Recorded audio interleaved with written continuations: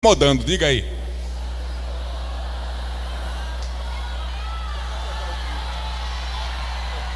Vai ser aula, isso é só para quebrar o clima. Está incomodando. Aí o que acontece? Nunca tivemos tantas pregadoras e ensinadoras. E agora nunca tivemos tantas mulheres liderando na igreja, dirigindo trabalhos antes exclusivamente direcionados para homens. Ou seja, a transformação social e cultural que experienciamos nos últimos anos influenciou diretamente a visão da igreja em relação ao papel e ao espaço da mulher. E na mesma proporção que as mulheres crescem em termos de formação educacional e profissional lá fora, conquistando espaços anteriormente, repito, único e exclusivamente direcionados para homens, está acontecendo na igreja. Na igreja. Para vocês terem uma ideia, anos atrás era inconcebível, inclusive isso está no registro das histórias da Convenção Geral das Assembleias de Deus do Brasil.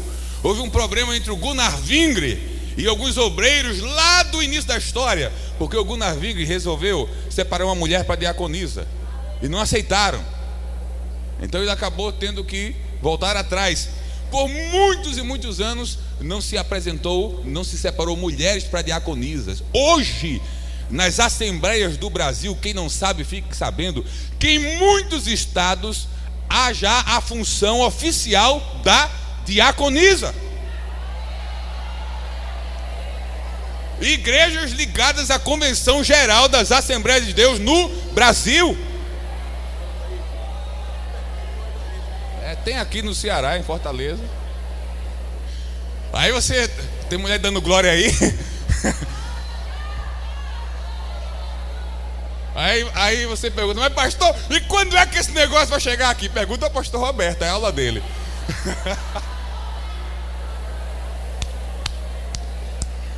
Eu não sei, mas está pertinho, já está no Ceará.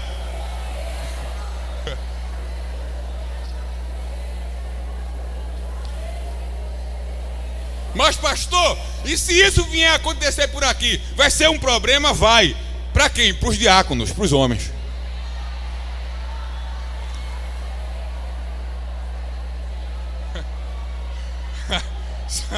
Para alguns.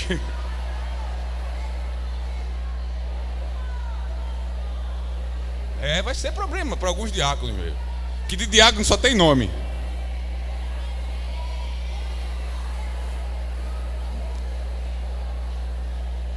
E eu pensei que ia colocar vocês para dormir, mas não estou dormindo não, estou bem acordada.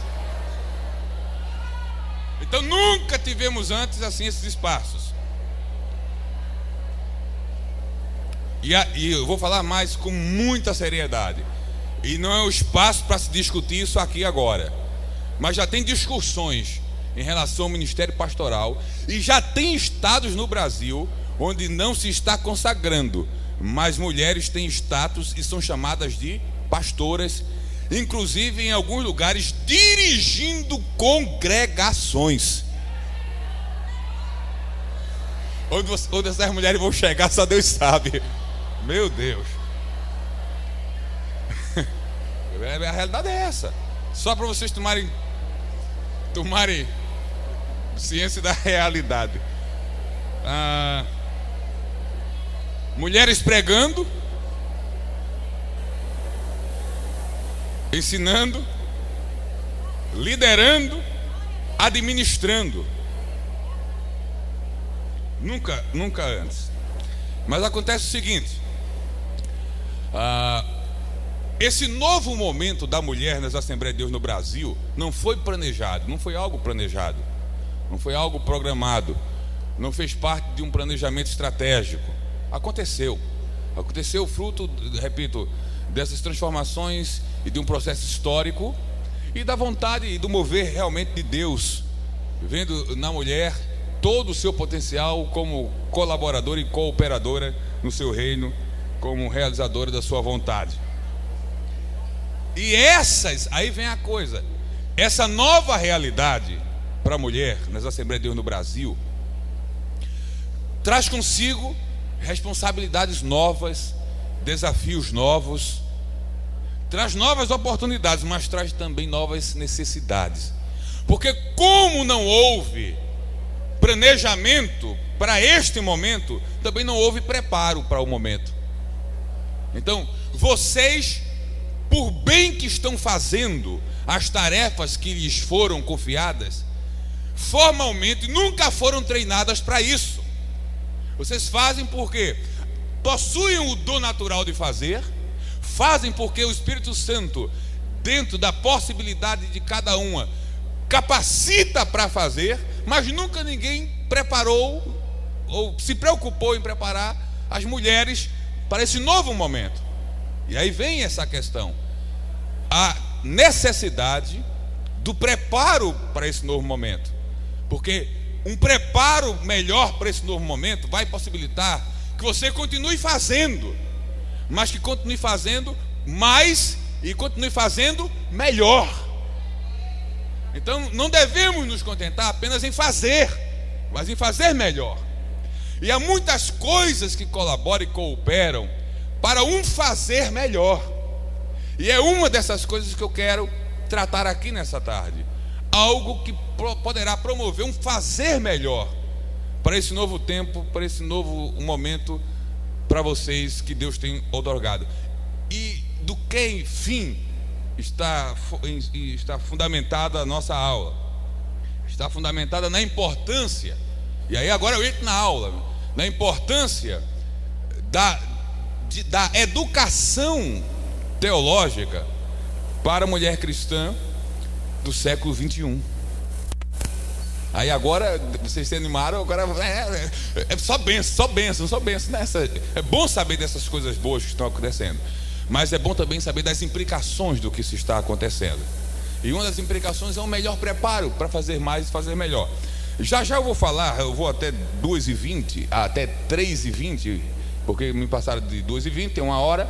Então eu vou falar num primeiro momento, passar informações que muitos dos obreiros, talvez a maioria, nem conheçam e saibam. É um breve relato de 5 minutos histórico, 5 a 10 minutos, e depois falar para vocês no final, em termos práticos, de que forma educação teológica, que seja formal ou informal, pode colaborar para esse novo momento, para essas novas oportunidades e possibilidades que surgiram para as irmãs. Então, rapidamente, só para as irmãs relembrarem ou algumas conhecerem, nos tempos bíblicos, a educação da mulher se limitava à aprendizagem dos trabalhos domésticos associado à sua educação moral.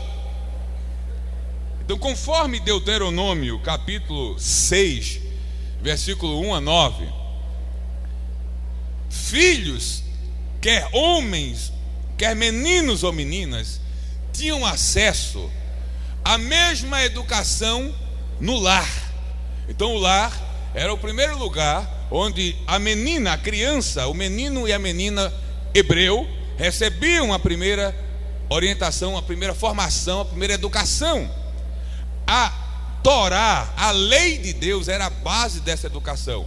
Essa educação moral para o menino e para a menina, e posteriormente uma educação mais, assim podemos usar o termo atual, mais teológica para os meninos. Porque os meninos tinham a oportunidade de, no futuro, serem ativos na vida social e espiritual da nação, como sacerdotes, como escribas, doutores da lei, que eram os escribas, e várias outras funções no sinédrio, na sinagoga. Para as meninas, a única educação, a educação que era dada apenas no propósito de prepará-las para serem boas esposas e boas donas de casa.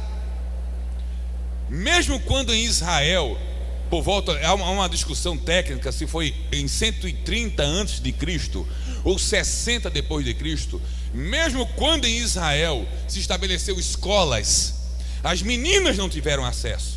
Só os meninos iam para a escola, e as meninas ficavam em casa sendo educadas pela mãe. O menino, além da educação formal na escola, mesmo com o surgimento da escola, ainda recebia do pai, aprendia com ele os ofícios. Ele se tornava carpinteiro, pescador, pedreiro, oleiro, etc. Então não havia espaço nem oportunidade para a mulher, porque não havia espaço na sociedade para a mulher. Então, se não há espaço na sociedade para fazeres, para que tantos saberes? Então, o saber que desse conta do recado no lar era o suficiente. Mas só que essa prática não se tornou apenas limitada à questão do povo judeu. Durante a Idade Antiga e até a Idade Média, isso foi realidade em várias sociedades, em vários momentos. Talvez algumas irmãs já saibam e outras não. No Brasil, só a partir da vinda ou da chegada da família real, depois do ano de 1808, é que meninas puderam começar a ter algum nível de educação formal, letramento, alfabetização, educação básica. 300 anos após o descobrimento do Brasil, é que as meninas começam a receber educação. Os próprios índios pressionaram no início os jesuítas para que eles abrissem escola para meninas também, porque só tinha para menino. Mas eles não podiam abrir, porque nem em Portugal tinha escola para meninas, e até no Brasil colônia. Então veja a dificuldade. Então isso mudou. No século XX houve uma transformação radical, e hoje, em termos de educação, em muitos ou na maioria dos níveis, a mulher já superou o homem. A última pesquisa, um dos últimos censos feito por um instituto do governo, o INIP, eu acho, diz que no ensino médio hoje no Brasil tem mais mulheres matriculadas do que homens. Tem mais jovens, tem mais moças do que rapazes hoje no ensino médio no Brasil. Eu não peguei dados acerca do ensino superior, mas qualquer pesquisa que você vai, inclusive a revista Veja desse mês tem uma edição especial, Veja Mulher, que em termos de profissões, em termos de tempo e de nível de escolaridade, as mulheres estão muito próximas dos homens em todos os níveis, em alguns superando. Então é um novo momento e uma nova realidade indiscutível que tem implicações para a vida da igreja. E aí, entendendo esse quadro da educação, veja agora a importância. Eu queria em 5 minutos, vai ser tudo cronometrado, em 5 minutos, ou no máximo em 10, eu espero em 5, falar para vocês do que aconteceu nas Assembleias de Deus no Brasil, a partir do momento onde alguém teve a ideia de se estabelecer um ensino bíblico mais sistemático, mais organizado, mais formal. E obviamente isso não começou se pensando nas mulheres. Pode ter certeza disso. Então só algumas informações básicas, que depois eu vou estar disponibilizando isso pelo blog ou através de outros meios.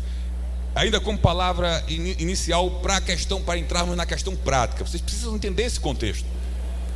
Em 1935 houve pela primeira vez numa convenção geral uma sugestão para que houvesse escolas bíblicas de obreiros. Não é escola teológica ainda, escola bíblica de obreiros. E se sugeriu que houvessem pelo menos 3 grandes escolas no Brasil, uma no norte, uma no nordeste e outra na região sul-sudeste, para que durante no mínimo 2 meses os pastores lá se reunissem para um estudo mais aprofundado da Bíblia. Essa decisão foi tomada, mas não foi à frente. Não havia um interesse muito grande pelo estudo das Sagradas Escrituras. Em 1937 houve o pedido pela primeira vez